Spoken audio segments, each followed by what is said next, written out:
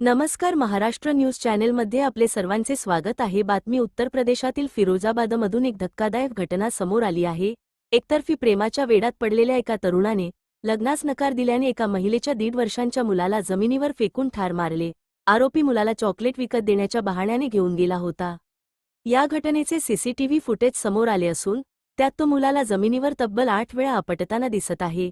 मिळालेल्या माहितीनुसार फिरोजाबाद जिल्ह्यातील आरॉन पोलीस ठाण्याच्या हद्दीतील बामेई गावात राहणारी पिंकी आपली मुलगी रती आणि 1.5 वर्षांचा नातू आरव यांच्यासोबत यादव कॉलनीत राहणाऱ्या आपली मैत्रीण पुष्पलता पाठक हिच्या तब्येतीची चौकशी करण्यासाठी आली होती. रतीचे लग्न सुमारे 3 वर्षांपूर्वी बदाऊन येथील रहिवासी असलेल्या सुनीलसोबत झाले होते.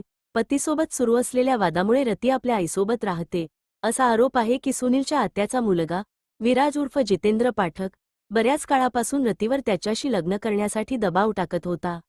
जितेंद्र रतीच्या एकतर्फी प्रेमात होता आणि तिला लग्न करू इच्छित होता, परंतु रतीने आपण विवाहित असून आपल्याला एक मूल असल्याचे सांगून त्याचा लग्नाचा प्रस्ताव नाकारला.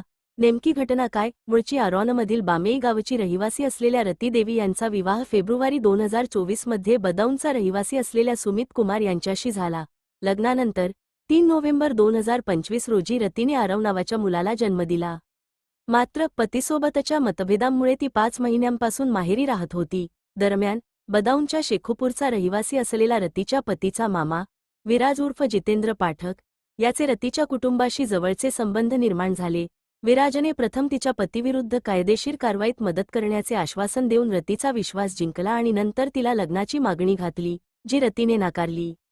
चॉकलेटचा बहाणा करत घेतला जीव. शनिवारी रती तिच्या आई पिंकी देवी यांच्यासोबत पतीविरुद्ध खटला दाखल करण्याबाबत कायदेशीर सल्ला घेण्यासाठी शिकोहाबाद येथील एका वकिलाकडे गेली होती. वकिलाची भेट संध्याकाळची असल्याने ती यादव कॉलनीतील तिच्या आईची मैत्रीण पुष्पलता हिच्या घरी थांबली. तिच्या पाठोपाठ तो विराजही तिथे पोहोचला. तिथे त्याने रतीवर तिच्या पतीला घटस्फोट देऊन त्याच्याशी लग्न करण्यासाठी दबाव टाकला. जेव्हा आई आणि मुलीने स्पष्टपणे नकार दिला, तेव्हा आरोपी विराजने 1.5 वर्षांच्या निष्पाप आरवला टॉफी विकत घेण्याच्या बहाण्याने घरातून बाहेर नेले. प्रेमप्रकरण गुन्हेगारी _बातमी मराठी बातम्यात Maharashtra _news crime news breaking न्यूजसाठी आपल्या मार्च न्यूज चॅनलला सबस्क्राईब करा. बेल आयकॉनला टच करा.